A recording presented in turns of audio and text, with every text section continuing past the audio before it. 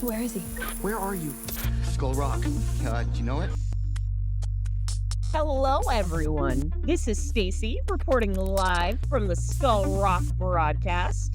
I am joined by... Hello, this is Megan. Welcome back, everyone, to our Stranger Things podcast. As always, super excited to be here, and we have a really great episode to talk to you about today. So, as you know, we started our Lover's Lake deep dives of season 2. So we are back with season 2, chapter 2, Trick or Treat Freak. Oh, the Halloween-themed episode. Ooh. Yes, I think between setting the autumn vibe in the first episode of the season and then this, which is literally Halloween, happening on Halloween, it's just it's a whole vibe. It's a whole vibe. It's a whole vibe, man, you know? You gotta love Halloween, and there's just so many just little fun references throughout this episode. It's got some drama and everything like that, but it's also just one of the most fun episodes, I think, of the show. So yeah, because I think they set the theme too. I know our friend Chris even said it, that iconic trailer set to Michael Jackson's Thriller. You know, you kind of know what the overall aesthetic and vibe is going to be. And this episode, I don't know about you, I try to watch it several times throughout the fall season or on Halloween. And it's just there's so many iconic shows that have great Halloween themed episodes. I think this is one of the best. Yeah, absolutely. And Stacey was referring to Chris, who is at Film Stocked. So if you have not listened to our episode with Chris, it was towards the end of our season 1 of our show. So definitely go back and check that out because it was a great episode. And absolutely, it's definitely one that you have to rewatch multiple times throughout the season. And it was so funny today because it was a little bit cooler this morning. And I was oh, I can feel fall coming. It's not the hot summer. I'm ready for it now. So yeah, it was fun. And I guess we'll just kind of dive into breaking it down because it was a super fun episode. So throw your, ghost sheets over your heads, grab your 3 musketeers, get a glass of pure fuel. Pure fuel, which, man, we're going to have a talk about that, and sit on down to Trick or Treat Freak.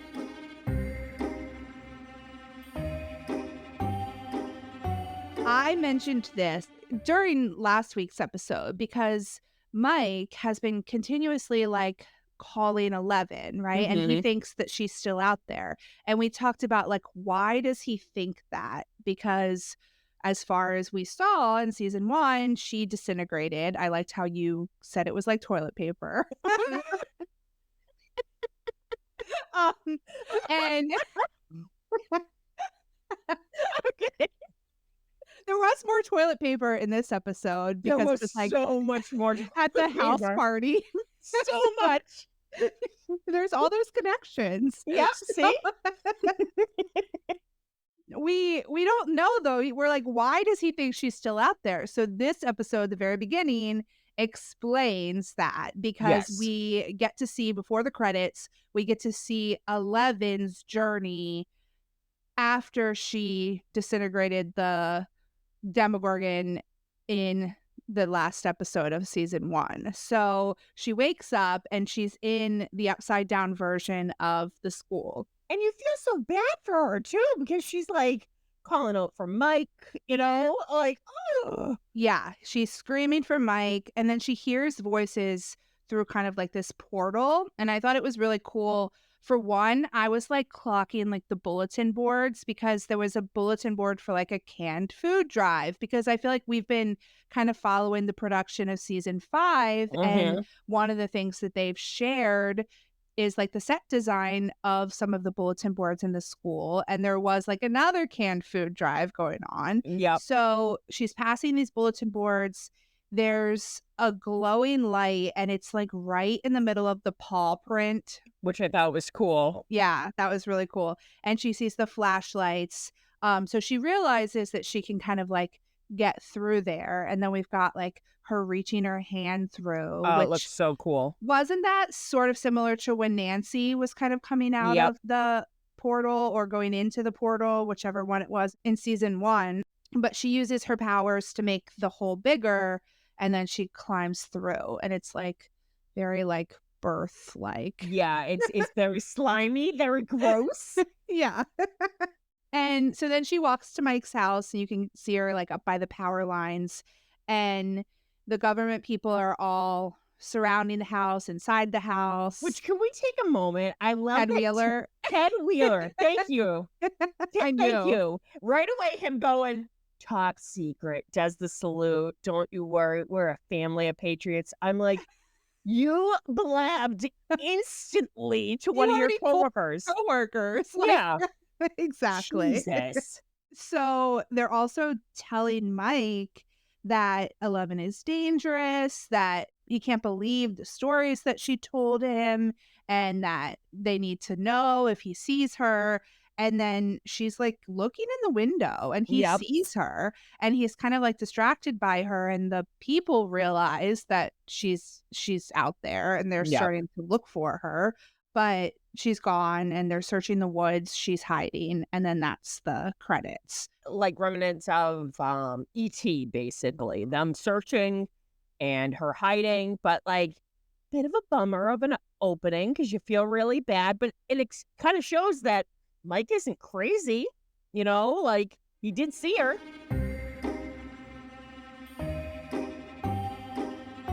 I like how it's immediately sort of like a shift, though, after the credits, because we're back in the cabin and Hopper's Speaking, making. speaking of E.T., You mean the ghost thing? yeah, Yeah, I yeah. was gonna say that. So Hopper's making French toast, so it looks It delicious. did look good. And then we have, yeah, speaking of ET, I got you now. I got you now. We've got the 11 like scares him and she's got the sheet over her head like a Hmm. ghost. So she wants to go trick-or-treating. She's like, they won't see me, which I mean, valid. Like, Could have taken her a couple of towns over. Like, yeah. come on, man. And Hopper says, no, it's a risk, that they don't take risks. They're not stupid. And he's obviously got this little like speech going with her, like, and he makes some promises that he's going to be home early with Candy. They can watch a scary movie together. Talks about compromise. So That's the she word says, of the day. Yep. halfway happy.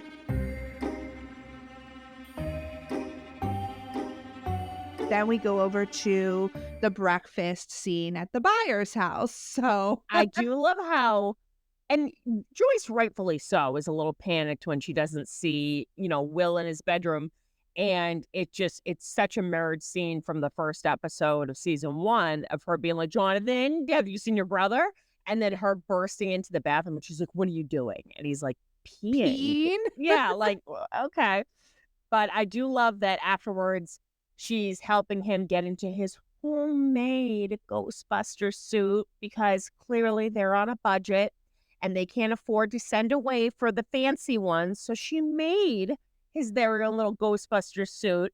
And while she's like, she sees that his proton pack needs some tape, she notices a drawing. And what's that drawing of, Megan? Yeah, so it's a drawing of the Mind Flayer. So it's kind of like what he saw in that vision at the end of the first episode. And he lies to her. He says like, oh, it's just a sketch, something for a story that I'm coming up with. And then we move into the lovely montage. Such a good montage, which Claudia Henderson just doing the so Yeah. good. All But the moms are all so the cute. all the moms Yeah. are loving it, but I do have to say I love that this is like our introduction to Erica. Yes, I wrote Erica with an exclamation point. She's like, you are such a nerd. This is why you only hang out with boys. Just the facts. Yep. And you were saying like Claudia Henderson's graveyard decorations were pretty cool, but Lucas's family had the ghosts hanging in the trees. Right? That was pretty awesome They too. went all out. Yeah, and we also see Muse for a second in this scene again. So, R.I.P. And Or went out. Yep. the boys get to school three of them come on their bikes, and then Joyce obviously has dropped Will off, and he meets them by the bike rack, and they do have a little argument because Mike and Lucas are both dressed as the same character. Which, what is wrong with Winston? I don't Like, know, like, come on. I had such a crush on Ernie Hudson in that. And literally, I'm like, so what if he's not a scientist? But I love that it's that uncomfortable moment when literally Lucas is like, yeah, well, why can't you be why can't you be Winston? And he goes, I can't. And he goes, what? Because you're not black? Yeah. And Dustin and Will are like kind of trying to stay out of it, but it's just getting so uncomfortable. But we all felt like Dustin at that exact moment when he just starts looking around and he's like, guys, and literally nobody is dressed up. And I love that he's like, who makes these decisions? And Yeah. I just love who are you gonna call? The nerds. Because they're like getting some teasing because of it. After they realize they're the only ones dressed up, Lucas and Dustin still have this plan to talk to Max. Yeah. And they want to talk to her.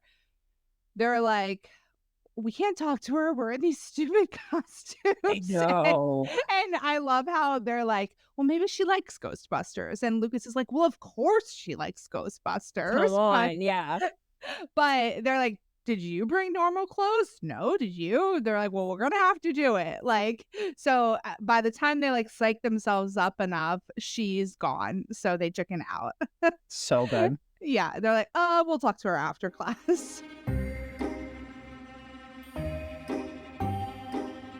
And then we cut over back to the buyer's house, and Joyce knew that Will was lying about the drawing. She knows her son. Mm-hmm. She has that mother's intuition.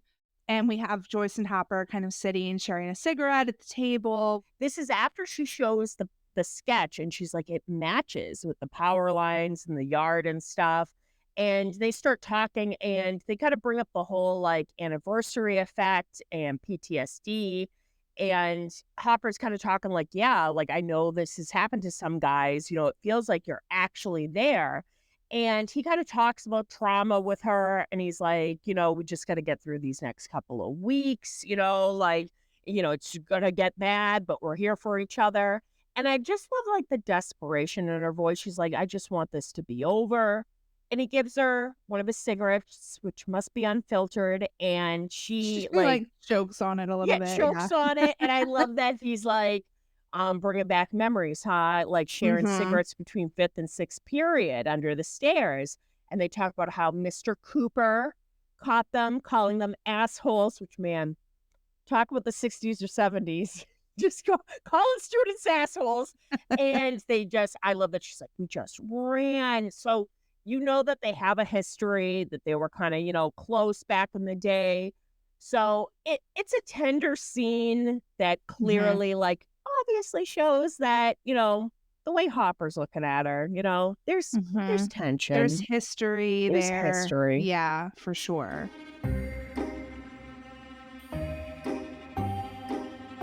And we go over to the lab, and I really am confused about the whole storyline. Thank you.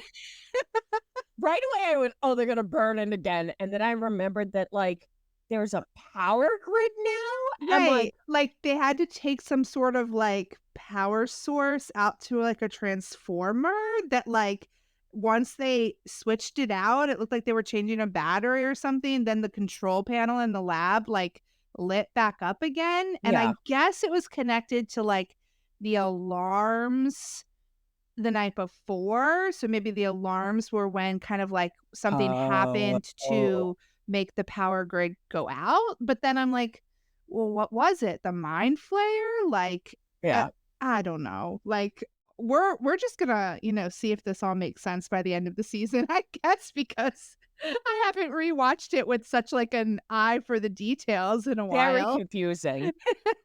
Yeah, I feel like the last few times that I've rewatched season 2, it was mostly just let me see Steve's storyline from the very beginning. We also see Owens at the lab, and I love how he's squeezing his stress ball, which I'm showing Stacey my stress ball. Yep. And he's rewatching the video of Will. So that was just a little bit interesting too. You can tell he's kind of stressed about this. Yeah, when you gotta squeeze the stress ball, you're a little stressed. It cuts to the library, Hmm. and we see Nancy and Steve. They're in the library. It's probably a study hall. And Yeah. I love that a lot of people are like, that person in the background, that extra, that's Eddie. Yeah. We have to like find him in like the background scenes. Yep. But Nancy goes over to sharpen her pencil and she sees like a girl that kind of from the back looks like Barb, similar hairstyle and everything. And she starts like hearing flashes of like Barb's voice in her head and she kind of spaces out a little bit. So Steve comes over to see if she's okay and they go into like a little like study room to kind of Mhm. talk privately and I love him closing the blinds, by the way. yeah, I mean, he's scared. So she's talking about how, like, she can't keep pretending everything is okay. She's worried about how nobody knows what happened to Barb. That her parents just think that she's just missing. They're gonna keep looking for her forever. And it is upsetting. Yeah, like, because she saw that they're putting their house up for sale, that they're holding on to hope, it's destroying them. I totally get both sides of the argument, Yeah. but the way Steve reacts, and he's not a dick about it, like, he's No. actually really concerned. He's like, so clearly there probably were NDAs signed. Yeah. And he's like, listen, you heard what they said. Like, we can't say anything. We need to stick to their story. They could go after us or our families. Right. They could put us And in jail. They could do whatever they want, which is yeah. very true. Like, And right he's away she's right like, to be concerned. she goes, we don't have to tell them everything, which yes, is true. But he's a little freaked out and stuff. And you see, like I said, both sides of the argument. Yeah. And he tries to like get her to calm down. And he tells her, like, listen, why don't we just try to, and this always makes me laugh when we brought this up way back when we first started the podcast, Yeah. when he goes, let's just be dumb, stupid teenagers for one night. Let's wear our stupid costumes that we spent a stupid amount of time working on. Yeah. Come on. You Like, they're sure really about not that? that great. Yeah, like, okay, Steve, okay. But I love that he's trying to comfort her in like the best way that an 18, 19-year-old boy could, Yeah. And those jeans, holy fucking shit. Funko, could you please make this Steve Yeah. with this long sleeve blue, white stripes, the vest over The top of vest. it? Yeah. It's perfect. It's perfection. It's sensational. Yeah, I just told Stacy before we started recording that this is my confession of the day. Season 2 Steve is unparalleled. He's Oh, the yeah. best Steve. I mean, he is the most beautiful, like, just wonderful, amazing, the best outfits. Like, he's got a variety of Oh, outfits. if he was a Barbie doll, he'd have all the accessories. Yes, I So, need like okay, this is what I want from Funko, like a set of just Steves from season 2 with all of the different outfits. oh my God. It would be like the life cycle of a beautiful butterfly. Like, It's tough. It's so tough because I mean, thinking ahead to like what Nancy ends up doing, she's a smart girl. Like mhm. she comes up with a plan to like solve this problem that she's having. And I mean, I'm amazed by her, but Yeah. like you can't really fault Steve for not knowing what to do other than Yeah. kind of like let's just try to make the best of the situation kind of thing. Mhm. So that was I think an important scene for their relationship obviously and kind of connects to what ends up happening later on in the episode.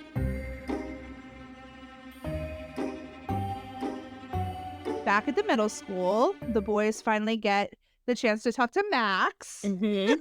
and invite her to go trick-or-treating with them. I love how she calls them the stalkers. Yep. And they're kind of like telling her like, well, I know that you're new. We know that you're new. we thought that maybe you didn't have anybody to go trick-or-treating with, and we could show you, like, where to find the full-size candy bars." And she's I love how she's like, "That's presumptuous of you." Yep. And he's like, "Lucas, is that good? That's a It's not good a thing, fit." right? What does it Yep. mean? So, Dustin, obviously, language arts is not his strong suit. No, Um, no, no.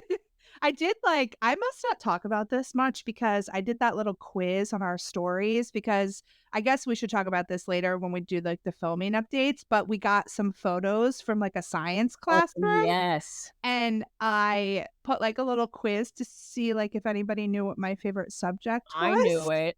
You You're a knew. psychopath because it's your favorite. And I think Aurora knew, but I don't know if anybody else got it right because, guys, I teach math. I'm a math teacher, so Yep. not for long. I got a new position, but Woot, woot. that is my favorite subject, math. I'm a math person. Um, so I think Dustin is sort of like a math and science nerd. He is not a language arts person.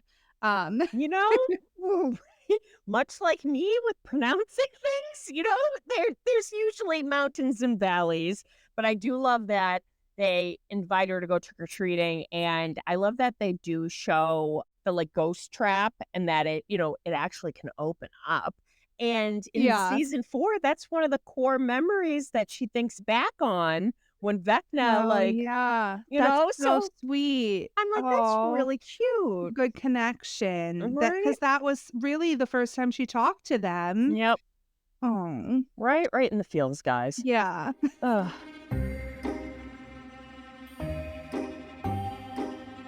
Then we go back to the cabin. Mhm.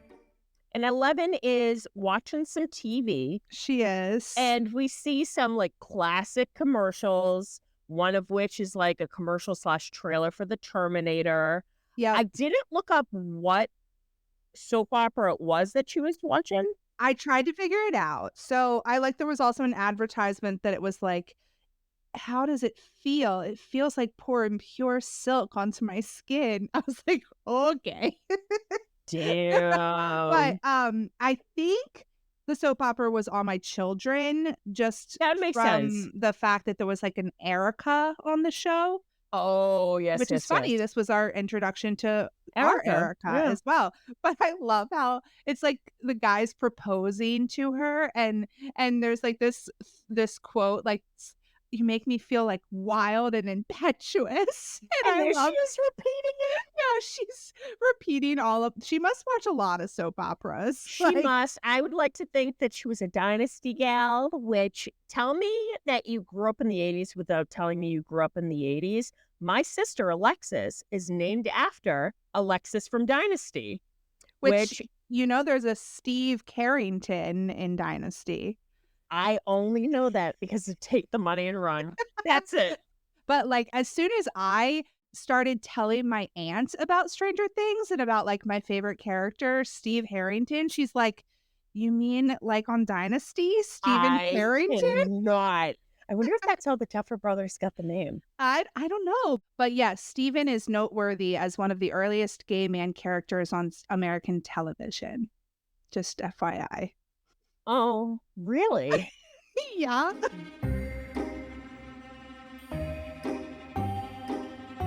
But I do love that as she's, like, repeating, the words and stuff, I love that she hears a noise and she gets up, and I did the Leo point. I went, "Is that Mr. Fibley?"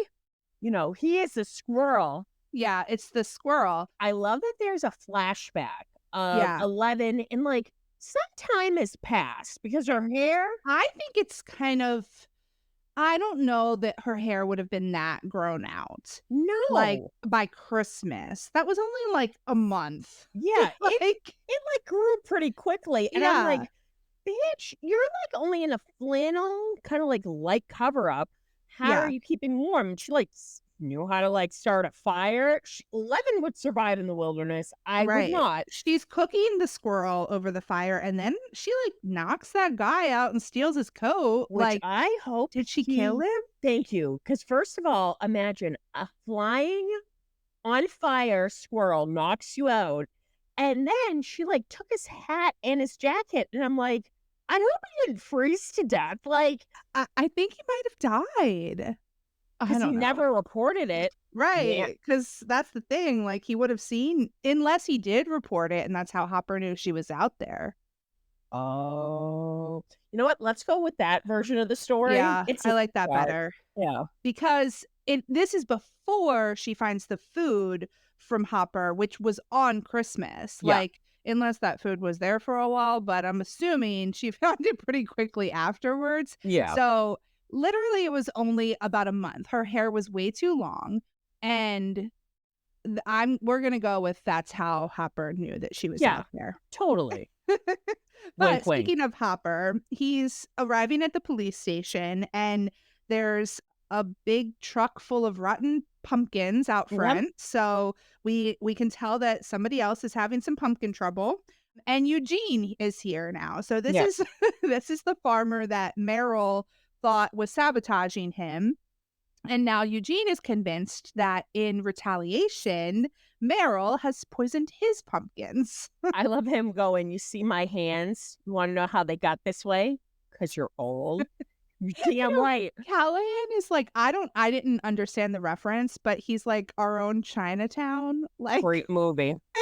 It's a good one, but I do like that, "Oh, yeah, it's this huge conspiracy about yeah. all the pumpkins." But then Hopper was interested to know that 4 other farmers also had all of their crops killed. So Yeah. that kind of like got him like, this is more than meets the eye. And obviously he's kind of thinking upside down shit.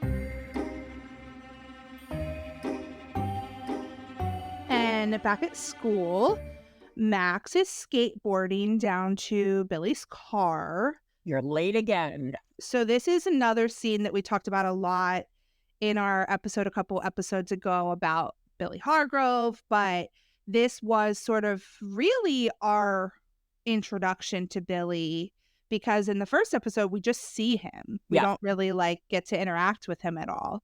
So this was the first time we get to see like Max and Billy together. We get to meet Billy and get to know a little bit more about him. They talk about how they are stuck in this town. Billy says that it's a shithole. He like literally says like, "Do you smell that? That's cow shit." And she's like, "I don't see any cows." And he's like, "Well, you haven't met the high school girls." So Such a um dick. he's definitely an asshole. They argue about whose fault it is, which we talked a little bit about that Yeah. too. Like, because he's like, "Well, whose fault is that?" And she, under her breath, says, "Yours," which pisses him off because he's basically telling her that it's her fault. So Mhm. that's an interesting dynamic as well. But he gets really violent, drives really fast, and almost runs down the boys on I their love that bikes. Dustin is like, "We gotta haul ass." That Camaro was up their ass at that point. I was Yeah. like, "Boys, like, oh my god, there could have been a manslaughter." Whew. Yeah, and the whole time we've got, like, Wango Tango playing in the background, which I feel like was awesome. Yeah, I never realized that that's what's playing again in season 3 when the rat hits, Billy's windshield in the first episode. Ooh, good That connection. must be just his, like, driving song, but Yeah, my, late father, he had a Camaro, and it's so funny like, that is how the windows would go down, it was in the center, mm, and with the T-tops and stuff. Billy's, I always because the design, I'm kind of a car person, the design clearly not with a Beamer, though, because I don't know if it has a fucking, what do you call it? sunroof. Sunroof, but, that model was very similar. It was either 79 or an 80, but, yeah, I literally was like, "How did he miss them?" Like, there would have been little Ghostbuster, like, imprints all over that windshield, so Yeah, very scary, and you can tell he's got a, hair trigger temper, yeah, and Max, like, right away when they see the car driving off, when the boys are, like, collecting themselves and getting up, they're like, "Mad Max," and she looks concerned, and yeah, rightfully so, you know? yeah, yeah. I feel like later she's kind of, like, trying to make up for it a little bit with being very Yeah. enthusiastic when she sees them again later, because I feel like she did feel kind of guilty for that happening. Okay, so then we go to Eugene's farm, and Hopper's checking out like the rot situation there. he's walking with Powell and Callahan, and we talked about this, I think, in our episode with side characters where we Yeah. talk about Powell and Callahan, but it's like Hopper's like, "Don't touch it without gloves," and you see, like, Callahan just, like, touching it, smelling it. Yeah, and Powell's just looking, like, silently like, "Oh, shit." Oh, man, and I love that they're like, yeah, it actually, like, they're like, it spreads. It, like, has Yeah, gone out into the woods. So Hopper asks, Eugene for markers, and he's setting up the markers to see how far this actually goes. yeah, So, so ooh. he's trying to mark off anything that's dead.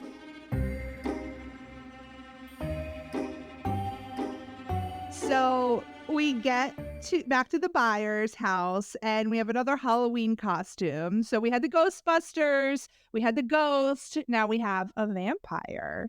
That actually, I would love to look and see because I know that they made a Funko Pop of Bob as the Oh, vampire. really? Yeah, Okay. and I'm like, "That is so adorable." I know they have that. I wanna get that. I wanna get Max wearing the Michael Myers mask, Yes, I but think Haley said that that was like one of her favorite pops. it's so adorable, especially with the fall coming up. But he's showing Jonathan how to use the camcorder, like, "Oh, yeah, W is for this, and this is how to zoom in and zoom out." And I love that Joyce she's not worried, she's kind of reminding Will, like, "Okay, stay with your brother. And if you get a weird feeling or anything, like," and rightfully so. Yeah. Like, this girl had to go into a different dimension to get her son. So you know what? I don't think she's being overbearing or, No. anything No, like that. exactly. But I do love Bob as they walk out. She's like, I "Have hope fun." it doesn't suck. I'm like, how could you ever get the ick from Bob? Like, No, he is just but poor Jonathan is just, like, jokingly to Will, he's like, "I just don't see what she sees in him." yeah, like, he just doesn't really quite get it, and which I do love in the next episode. I think it's when he realizes he's, like, sleeping over, and he's like, Yeah. "He's sleeping over now," and Joyce is like, "Just get ready." But I do love that, Will kinda is like, "Well, at least he doesn't treat me any different, like, he doesn't treat Yeah, me like a baby," and they have that kinda, like, heart to heart where he's like, "Well, you don't see Nancy taking Mike trick-or-treating," right. and I thought this was nice, Jonathan, but at the same token, like, quite the risk, Yeah, but he was gonna be with friends. I do see both sides of the argument, but Jonathan is like, "You know what? As long as you promise that you're home by a certain time and stuff," and he gives him the camcorder, and he's like, "Stay with your friends," and I love that he even does the "I hope it doesn't suck" as he gets out of the car. he repeats it, that was really cute. And then he decides that he's gonna go check out the party. He wants to go get sheet-faced. To Motley Crue's "Shout at the Devil," we see a party going on, Yep, and Billy, who is just, woo, he is wearing smoking. smoking, like, literally, like, in his leather jacket. He's doing a keg stand, which I 42 seconds. 42 seconds. I have Mhm. never done a keg stand No. in my life. I've tried to do a beer funnel, and I have failed miserably. There was a party in college that I guess they were doing keg stands on the front porch, and I was like, even in back then, 21-year-old Stacy was like, "This is making a lot of noise. The cops might get called." The cops did end up getting called, but guess what? Stacy wasn't there. I was at the all-night breakfast buffet. So suck it, everyone.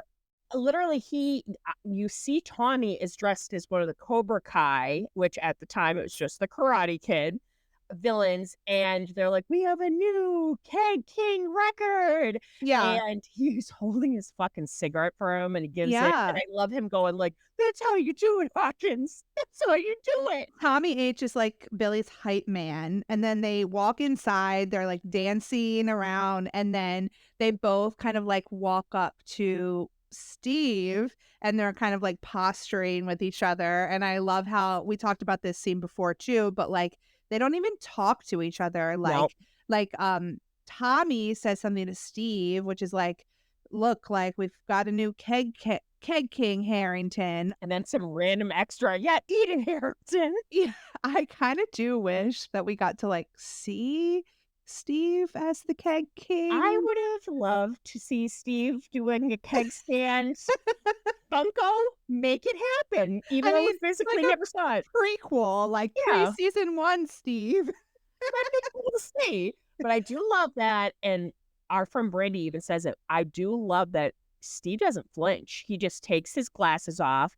Him and Nancy are dressed as the couple from Risky Business because clearly Nancy loves Tom Cruise, and he just like stares him down, and just so much is said without any dialogue. Yeah, And but Nancy, like, walks away, like, she's Nancy's like, done. "I'm done with this," like, She's which, done. I mean, I get it, like, And I love that she goes over to the guy dressed as in a toga, a probably bed for sheet a toga. bed sheet toga, most likely from Animal House.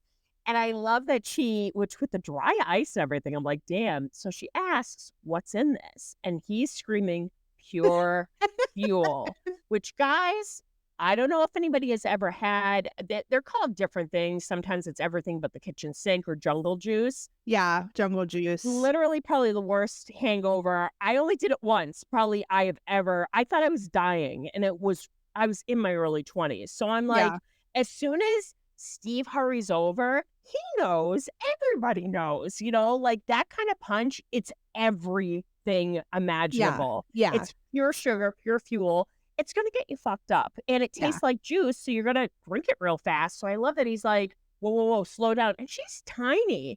And she's like, aren't we supposed to be dumb teenagers? And I do love the shot of her downing it and the two little drips of punch and her just like so bitchily yeah, just wiping it and then going into the crowd. yeah, and then he just kind of stares after her, but did you notice, because this was the first time I noticed this, as that is happening, the guy with the bedsheet toga is applying deodorant. No, no. You have to watch it again, it was hilarious. I was like, "What is happening?" And, like, Damn. it's kind of like he's, like, right behind Nancy, and he's, like, putting deodorant under his armpits, and Steve kind of, like, it's in Steve's eyesight, so it's, like, almost like as Nancy walks away, Steve kind of, like, rolls his eyes a little bit, but, like, Oh my God. I That couldn't. is fantastic. I need to rewatch Yeah, this now. yeah. But I right away I was like, yeah, you could tell just from his probably between witnessing that and then Nancy, he probably knows like, oh shit, this night is not going to go as planned.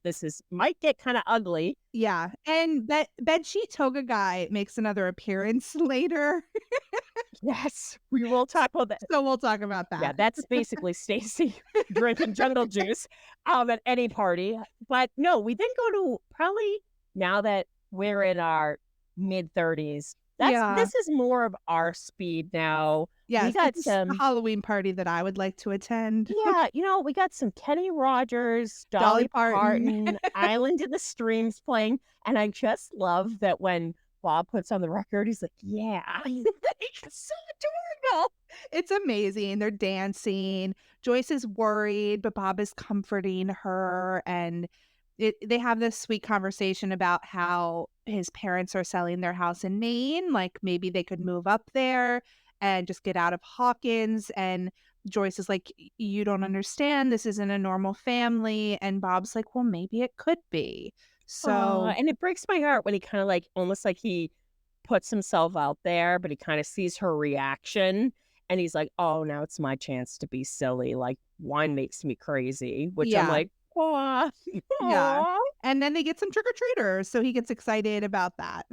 Yes, he does, and I love that the perfect cut of as soon Mhm. as Bob opens the door, it cuts to the boys trick-or-treating, and I love that the woman goes, "Oh my god, little exterminator," Yeah, it's perfect. which there is this great 70s movie, it's from the director Don Coscarelli, who made the Phantasm films. He made actually like a kids movie in the 70s called Kenny and Company, and it takes place around Halloween. I actually recommend it. It's adorable. And there's a scene where like the kid makes his own Halloween costume and it's supposed to be a bear because his friends dressed up as Davy Crockett, but the thing looks like a fucking brown pig.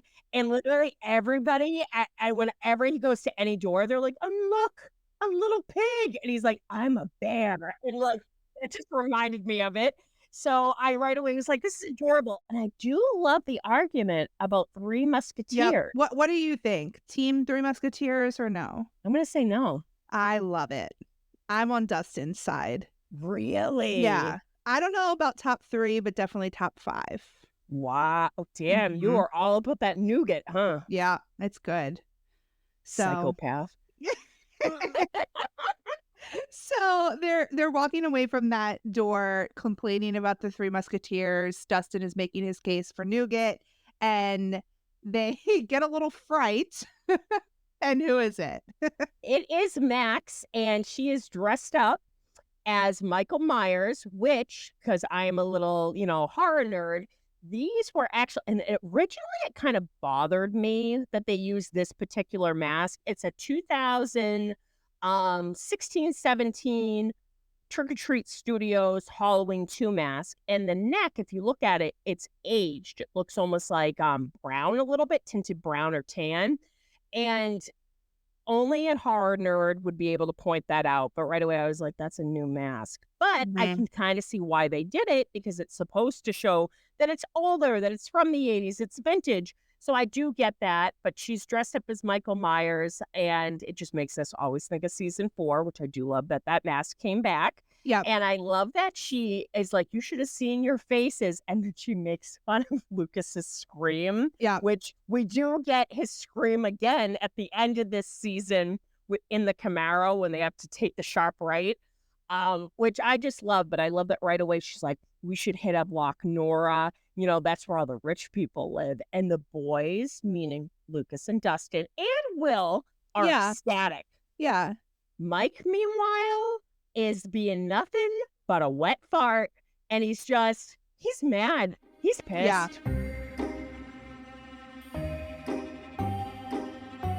We cut back to Hopper. He's still kind of marking off the farm, and he hears like upside down noises, but then it's kind of like a moment of suspense, and then the little kid who's dressed up as a cowboy shoots him with his toy gun. And He did. finally, yeah, that was adorable. And Hopper's like, "Oh, happy Halloween." And he's like, "Oh shit." He realizes he's late for Elle.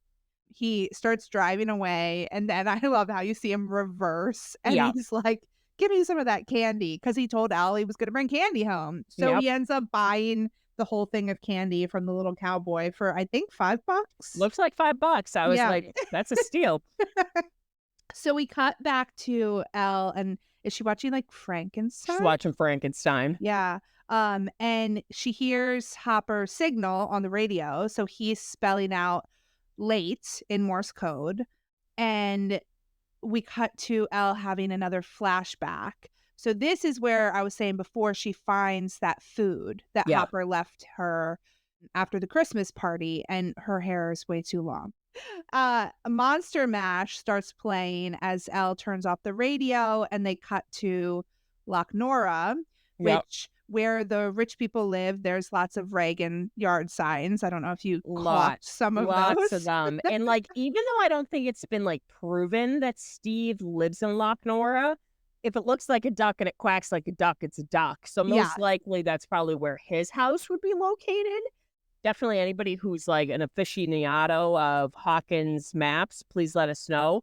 But I love that they're walking around it. I love that Dustin is like another full-size candy bar. Rich people are such suckers. Yeah.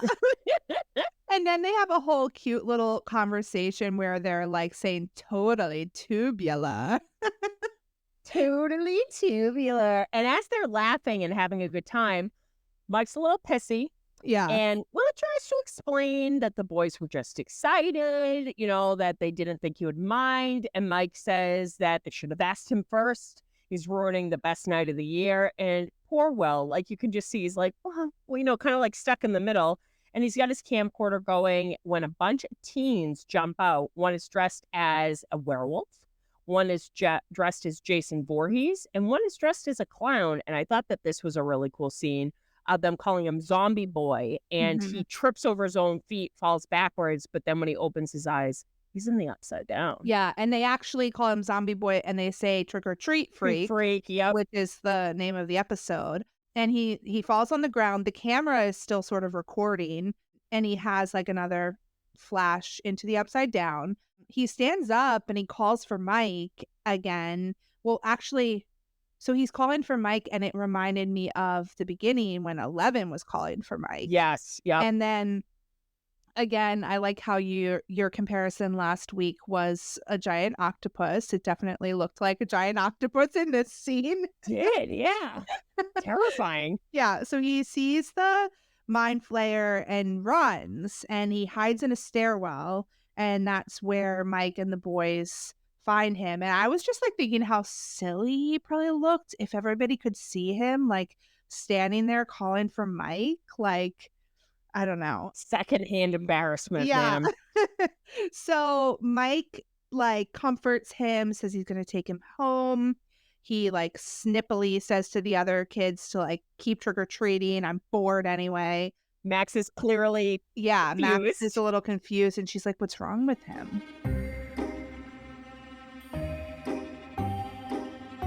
Then we cut back to Duran's Girl on Film, Yeah. Girls on Film playing.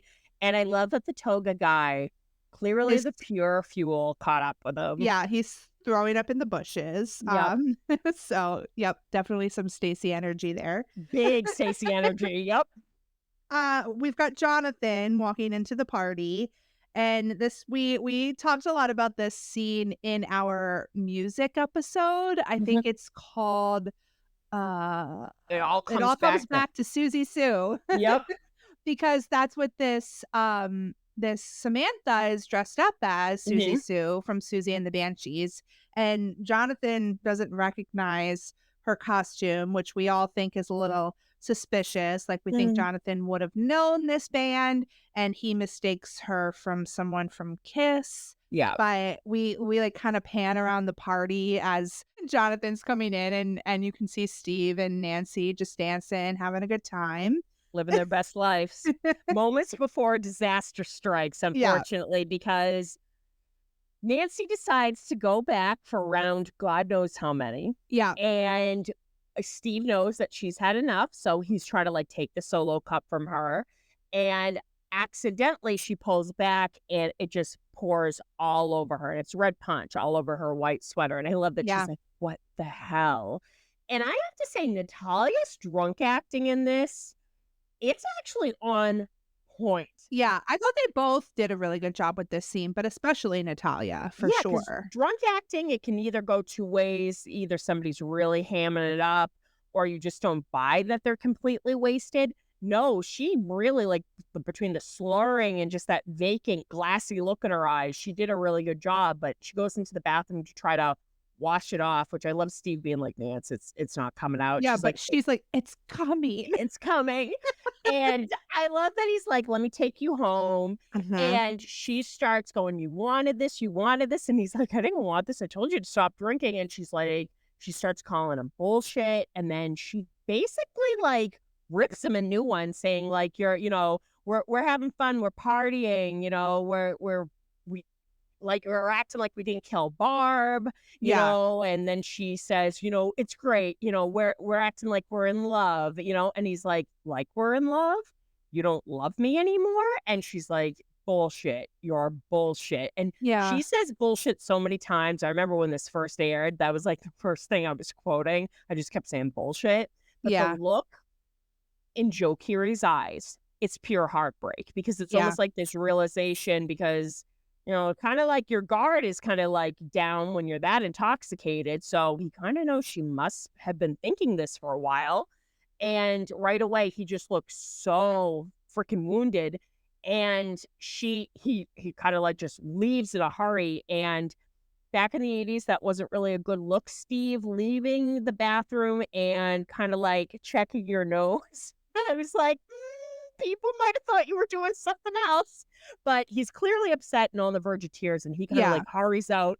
And Jonathan sees, which we do find out later on, because I don't know if you're going to say this. I don't think Steve asks Jonathan to take her home. That's what I don't think. So Jonathan says that he did. Yeah. But I don't think he did. Like, Yeah, I because think he looks like Jonathan he just stormed out. yeah, he just storms out. Jonathan sees him storm out. Jonathan later tells Nancy Yep. that Steve asked me to take you home, but I do not think that that happened. No. Like, I think Steve was so upset that it kind of was a shitty thing for him to do, he just left. Because, like, And right away you hear in like, we're not trying to jump too ahead of ourselves, but I think yeah, it's the next episode, he's like, "I thought your other boyfriend would take you home." And yeah. if he was that pissed about it, he wouldn't have trusted Jonathan or asked him to do that. Right, right. So, I think ooh, he did see Jonathan, so he yeah, probably knew that Jonathan would take her home. yeah, So that's like he probably saw Jonathan as he was storming out because they definitely crossed paths, and he yeah, was like, "Oh, well, Jonathan will get her." Like, he yeah, knew that they were friends and that she would be okay, but, like, he didn't actually ask Jonathan. yeah, So yikes. yeah, so, I mean, it wasn't the greatest thing for Steve to do, but we did know that he was kind of, like, heartbroken because she basically told him that she didn't love him, and, Yeah, I mean, we are big Steve fans and, like, definitely read into the whole, like, him not having his parents around and all of that, and just kind of, like, even in season 4, like, he's kind of not confident that the kids even like him that much. He's jealous of Eddie and everything like yep, that. So it's like he definitely doesn't have the most like self-esteem. So it's like this definitely cut hard and you could yeah. tell.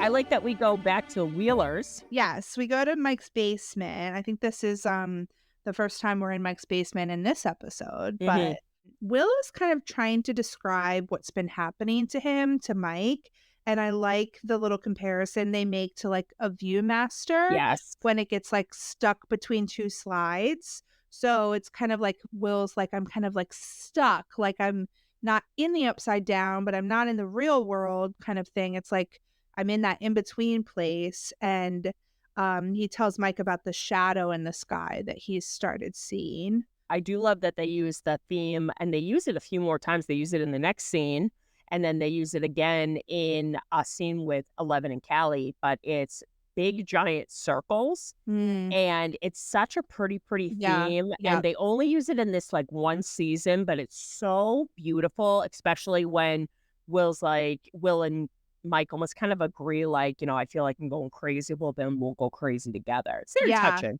Yeah. Because Mike asks, like, is this all real or is it just in your head? And Will isn't really sure. And he just asks him not to tell the others. He thinks that they wouldn't understand.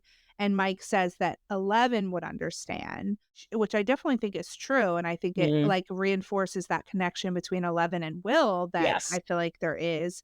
And this is where Mike says that sometimes he still thinks he sees her and that he feels like he's going crazy. And Will says, me too. And like you said, they say they can kind of go crazy together, which is very touching. And the music Mhm. that's playing is very sweet. So, yeah, it's a nice scene between the two of them. And I think we talked about that scene also in our uh like favorite duos like Yes. with Mike and Will because it's definitely one of the most like touching scenes between the two of them.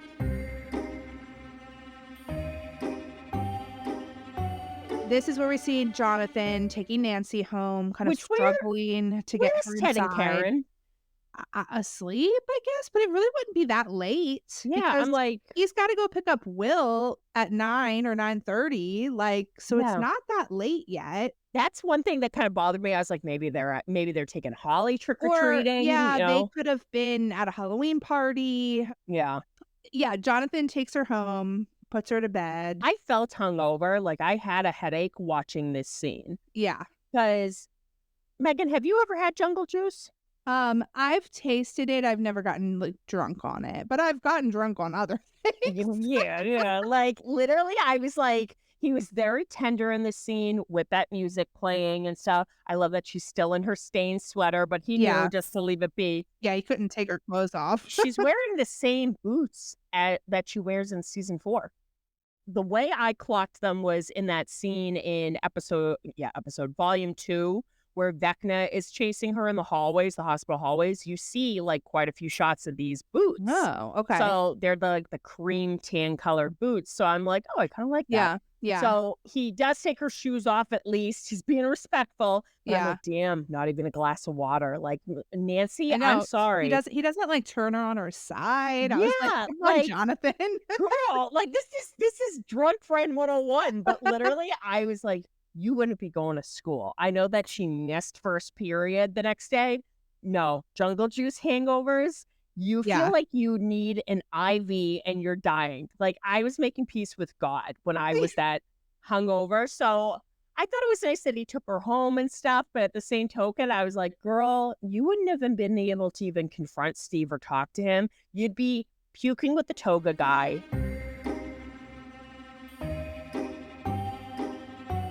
We come back to the cabin. So Hopper is getting back to his cabin and he knocks, but at first Elle isn't letting him in.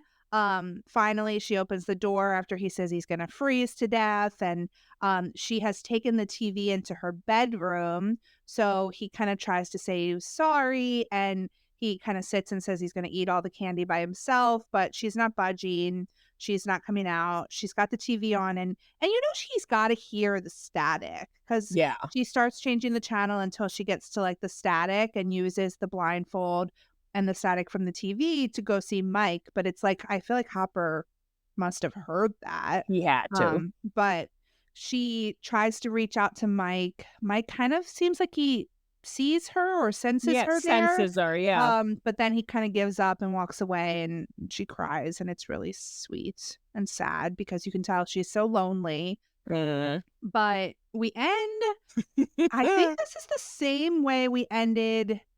Is this the same way we ended the first episode? Very close. At close Dustin's? Yeah, let me look back.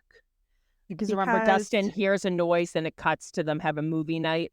Okay, yeah, but so this was they have like, yeah, the movie night and the alarms at the lab and Hopper getting home. So it was like one of the ending scenes of the first episode, but not the end.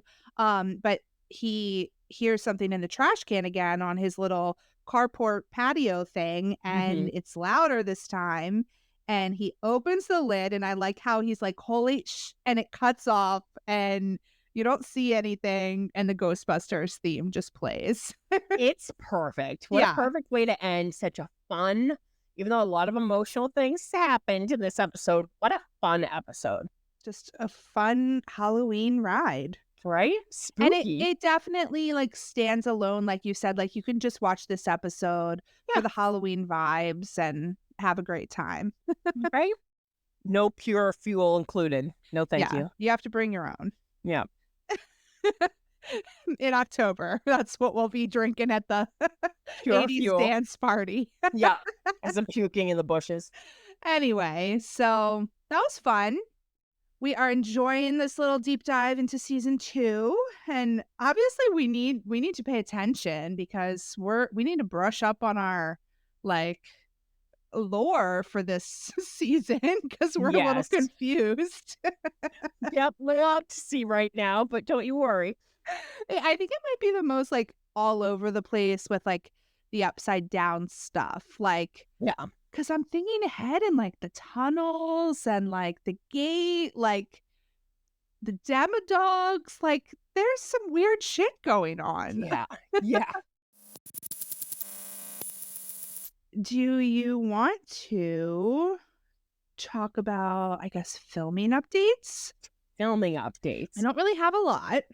No. The only things I can say is at least for our boys, Joe Keery was spotted in New York. There was a fan that took some photos with him when he was getting his ice cream on or frozen yogurt. Yeah, and it looked like frozen yogurt. A lot of people like pointed this out, and I don't know if it's entirely true. It looks like he's rocking the same exact shirt he wore in the scene in the war zone in season 4. So I found that hysterical. It's hilarious because it is either the exact shirt or a very similar shirt. And it's like, did you steal this from set? Yeah. Like, and are you trying to blend in with the scenery and not get recognized when you go out for frozen yogurt? He Like, thought he was why are you wearing invisible. camo? Thought he was invisible. Him with his electric lady studio hat too killed Yeah. me. But we had him with that. That was definitely going on, and we're definitely gonna have to save a lot of our thoughts about Joseph Quinn filming Fantastic Four. But during the Disney event, we actually got a first look of him actually with his wig on and his costume. And Yeah. I hope you appreciate that meme that I made last night. Why are you Yeah. dressed like that? It Like was what? perfect.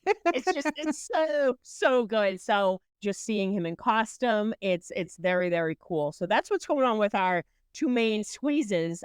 Anything going on with production? I mean, we did get those photos, like I said, from like a science classroom. Hmm. So I don't know. I was saying like, oh, Mr. Clark might be coming back. Some people did point out that like he was a science teacher at the middle school, not the high school. And you forgot to say also, Joe hit 1 billion streams. That was some big 1 news this week. billion. That's Yeah, insane, dude. insane. Congratulations. We love World's you, best cup of coffee. Moss Joe. So I haven't really like looked super deeply into this photo. So let me pull it up. So we've got a little pamphlet that says learning about space careers. Interesting. There's rocks, crystals. I Oh, clocked those. oh, girl. A TRW space log. Interesting. So like outer What space type space? stuff. Hmm. There's gonna be some space Aliens? stuff. Never forget. Oh yeah, space stuff like in Fantastic Four. It all circles back. We've got microscopes, more rocks. That looks like a rocket. I like this bulletin board. This bulletin board is pretty cool. Rocks and soils, and it's like 3D, talking about like permeable and non-permeable soil, igneous rocks, sedimentary rocks, and what is the other one? The volcano one? I can't read it. You can tell I haven't taught science in a while. You're doing better than me. I'm not even gonna begin to think of what I would have been saying. And then we've got little baggies with like the different like slate, marble, basalt, limestone. I do like learning about rocks. That's pretty cool. Then we've got another bulletin board.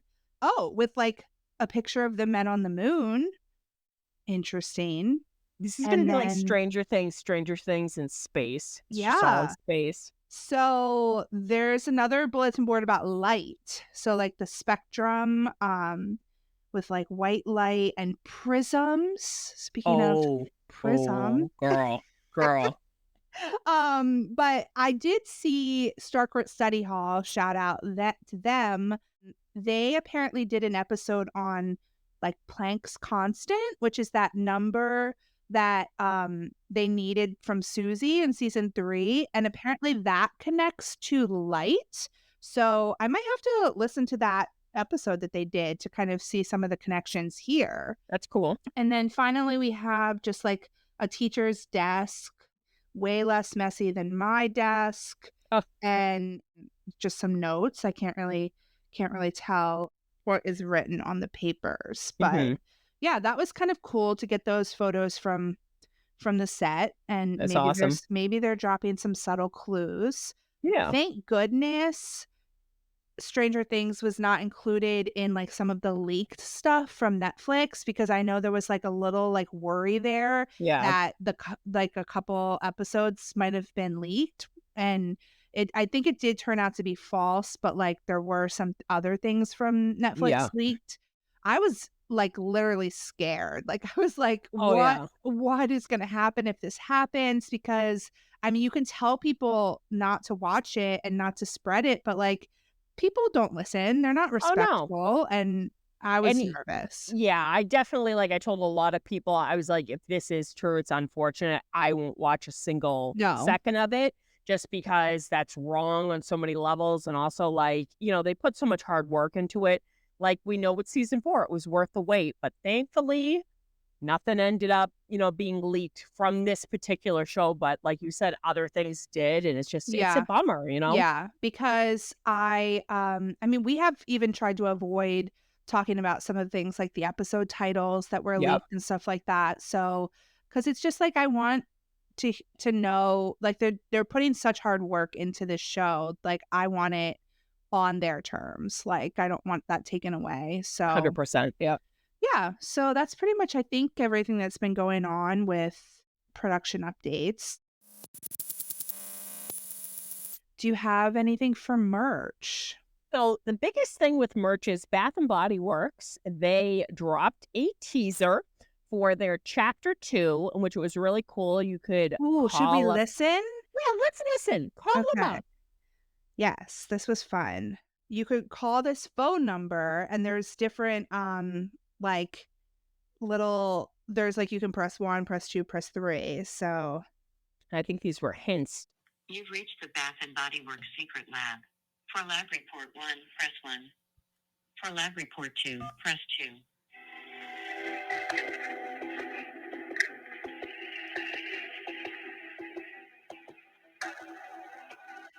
A bathroom spray that smells like demo dogs.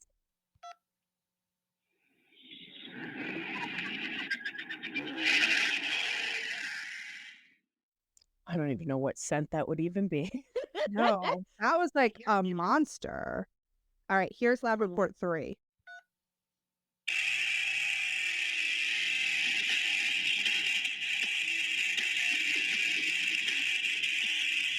We're rocking out. That's gonna be an Eddie scent. It's gonna smell like weed and bad decisions. I think it might actually be I saw a rumor that it was like going to be Eddie's leather jacket. Yeah. Oh, Wouldn't that be girlfriend. amazing? I would love if there was a little hint of weed though. Yeah, right? I'd be like, "Yep, this is right. This is right. When it's right, Maybe it's they'll right." sneak that in there without putting it on the packaging. Yeah, exactly. So, pretty exciting. We don't know exactly when this is gonna drop, hopefully sooner than later, and we get some really cool new scents or sprays or whatever they're gonna be cranking out, but really excited Yeah, about if that. you want to call the phone number, it's 888-712-0558. So you can check that out. I don't think we Sick. got like a date though. I was trying to see No. if like based on the phone number, there was like clues to like the date, Mhm. but I don't know. No, I don't know. I think this month, you would think it would be this I hope month. so. So they're just going to take all my money. Yep, yep, Um, I've made peace with yeah. it, yep. So, oh, the other thing I was going to say about it is I hope that maybe it's not just candles this time. Yeah, I hope that we maybe get a body spray or a wall Some plug-in, they call it soap. I like the wallflowers. soap. Maybe so, guys, I'm trying to work on a Stranger Things themed Yeah. bathroom this fall. So if they have soap, I need me some Yeah. soap. That's my favorite thing. My mom buys all of their like hand soaps from Bath and Body Works, like the Hmm. foaming hand soap stuff. So They're so yeah, nice. yeah. That would be pretty cool. So we will see. And oh, did you see that like figurine thing? Like a new Oh, girl, yes. I don't know anything about this. Like, could you have some more I details? believe it's from Sideshow. Okay. They're going to be making it. There isn't a release date yet or even a pre-order, but they did show photos. I think it's going to be like 16 inches tall, which woohoo. Yeah. And I have to say, nothing against the first Eddie figurines that we got, but those do not look anything like Joseph Quinn. Whoever did the sculpt on this, Joseph Quinn has a very unique looking face. They hit all the marks. It looks just like him. They're a little more on the pricey side, but we'll see what I can do because I was like, oh my God, I need that in my life right now. Yeah. It's Yeah. I gorgeous. heard that it's going to be like a couple $100. And I've seen like some criticism that there isn't like a lot of detail on it. Like the Hmm. vest could have had more patches, like maybe the belt buckle could have been better, but it is pretty Hmm. cool. And like you said, the facial features are definitely way more on point. And people need to take into consideration too, like the patches and stuff. That's all licensing, you know? Absolutely, yeah. So I do agree with the belt buckle. It would have been cool if we had the handcuff belt buckle and stuff, Yeah, like different things like that. But it's so much better than the first thing we got, 2022. We'll yeah, take what we can get, man, you know, but yeah, just our very own little Joseph Quinn figurine. Look at yeah, that. Time to exactly. be alive, guys. Yeah, I'm glad I remembered that. Good girl. I am wearing my new shirt from our friend Hannah Sarah's shop. So it is the nice yellow color and it has our season 2 What's it Steve with say the on it? bat and it says, "'Cause I'm a real tough kid." I It's love the that. Taylor Swift lyrics, "I can handle my shit." Look at So, that. yeah, I did an edit of Steve to this song with this outfit. So, Love yeah, that. I love it. Um, so that's fun. All right. Well, I think we're pretty much good for the day. Mhm. We are super excited about our deep dives for season 2. So we will be continuing to do those, but we've got some other cool stuff coming up. Stay tuned for our tattoo episode. Woo! So we are talking to like 10 different people who have Stranger Things tattoos, and you will get to hear all about why those tattoos are meaningful to them, hear about their experiences and everything. So we'll see if we can convince me to get a tattoo at some point. One of us. One of us. And then we have some great guests lined up for the next few months. We pretty much have our episodes planned out for the remainder of the year, and we Yes, we are do. really excited about a lot of it. Obviously, we have just over 2 months until EpicCons in Yeah. October. So we will be heading to Atlanta. So you can definitely follow along with us on that journey. And yeah, just fun stuff going on. Maybe another live soon. So check out our Patreon for more information about when that will be. If you feel like writing a review or rating or subscribing anywhere you listen to us, make sure you do that. And yeah, just check out our Patreon for some more bonus content and fun stuff coming up. So Yeah. we will talk to you soon. Talk to you soon, guys. Over and out. Over and out.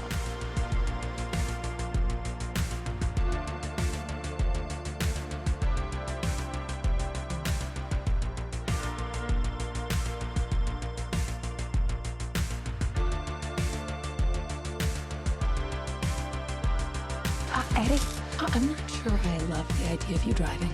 Oh, I'm starting to suck her. Harrington's got her. Don't you, big boy?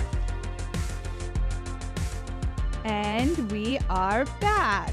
So We're back. we need to have a little Prism support group right now. Holy shit. We are basically just going to be talking about Prism by Onion Chiver and Honey Venom, which is a Steve and Eddie and Billy fan fiction that Stacey and I have both been reading. We, of course, keep this fan fiction segment at the end in case you aren't into fan fiction. You can definitely turn us off and tune in next week. But we like to talk about what we've been reading in the way of fan fiction. And we've really only been reading one thing this week, I think. I don't know about you. Yes.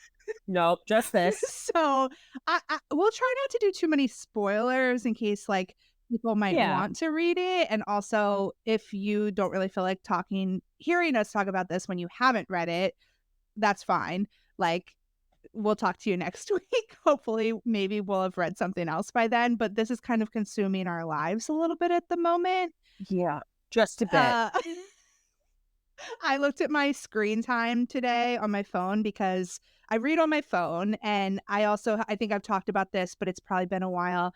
I download things to my phone, and it's an iPhone, so I download the EPUB and read in my Books app. So Yeah.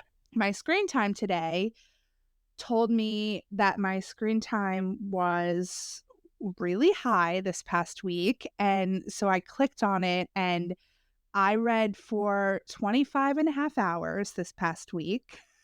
No judgment. And 7 of those hours were yesterday. So Double no judgment.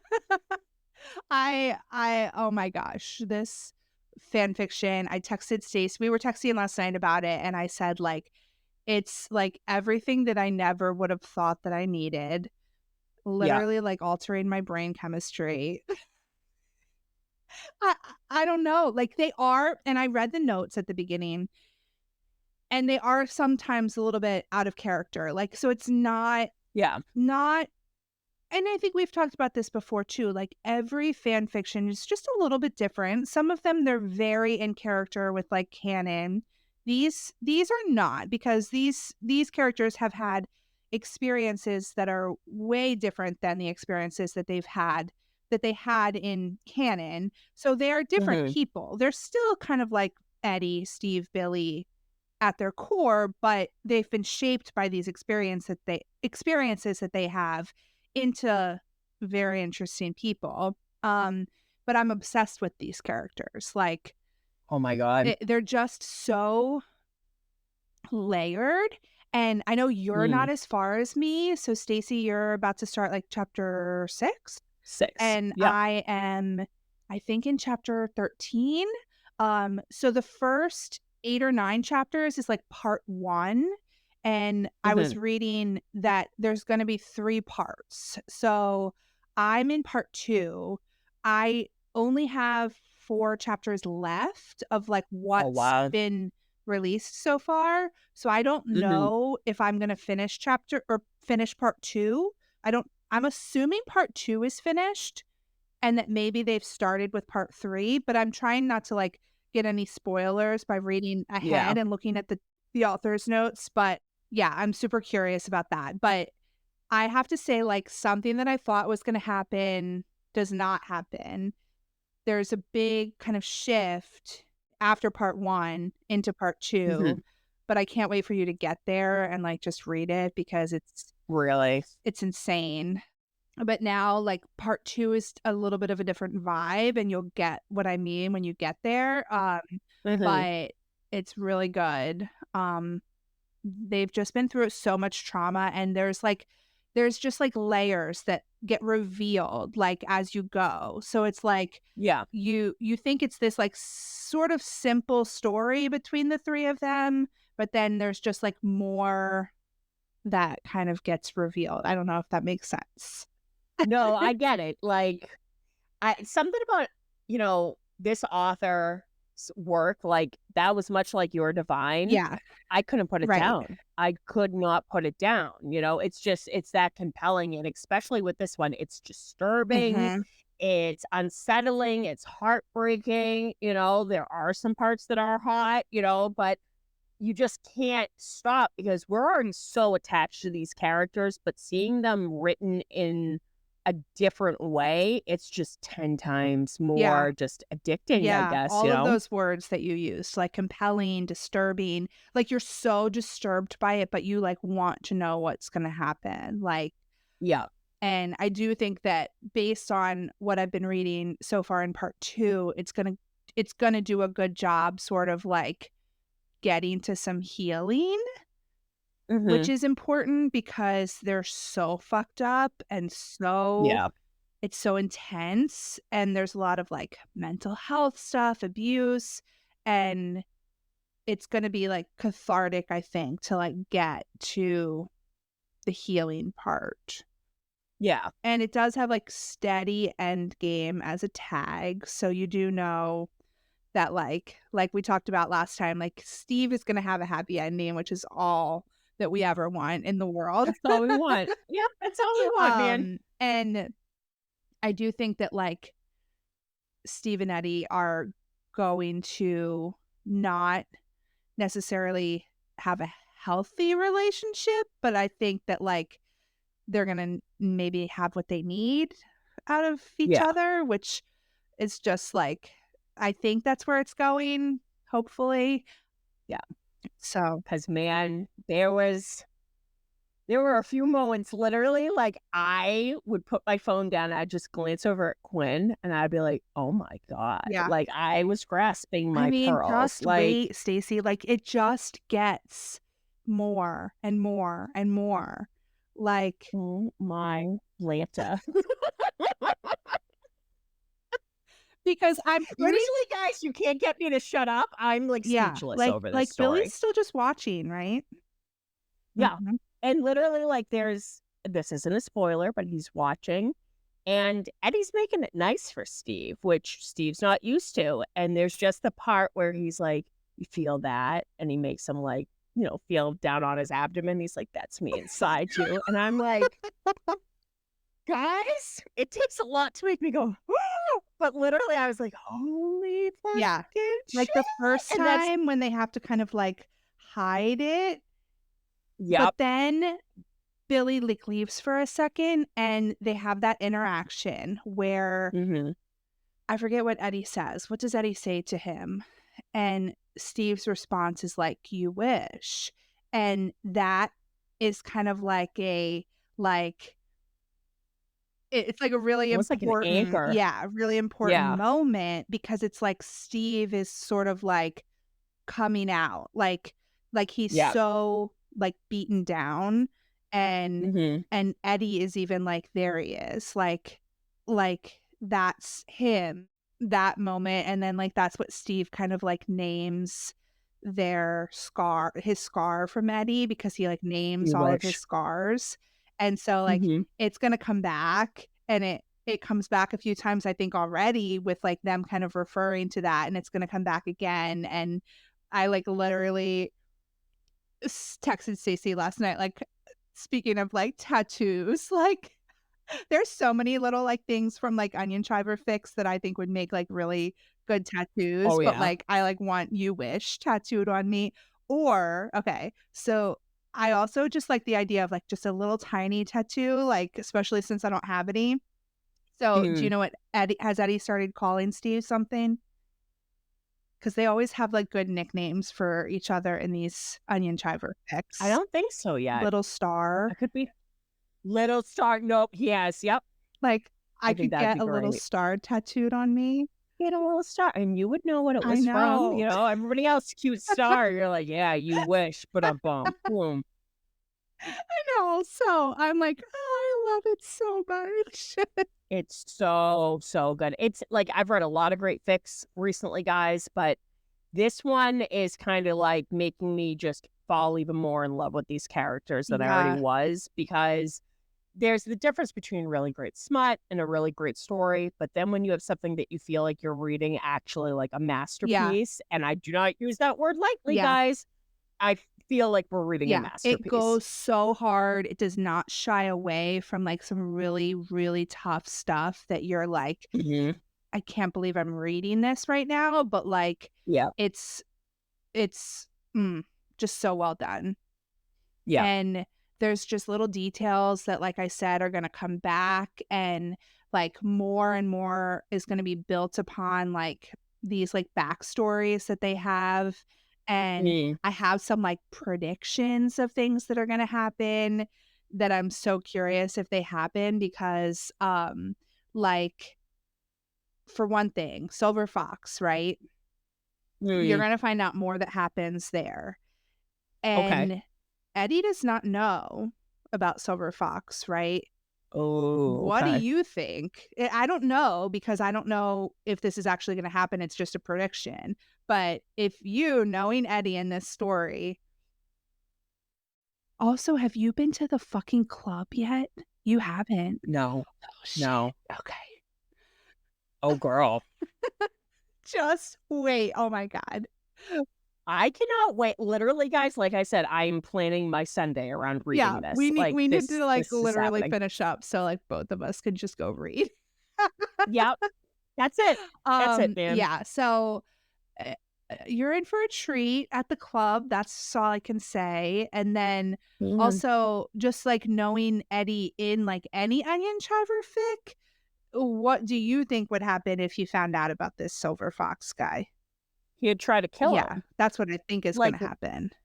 because remember in Your Divine when he finds out that like Tommy like kissed Yeah. him, he's just like, I'll be right Yeah. back. And he's like, where are you going? And he's like, I'm gonna go kill Tommy. And he's like, no.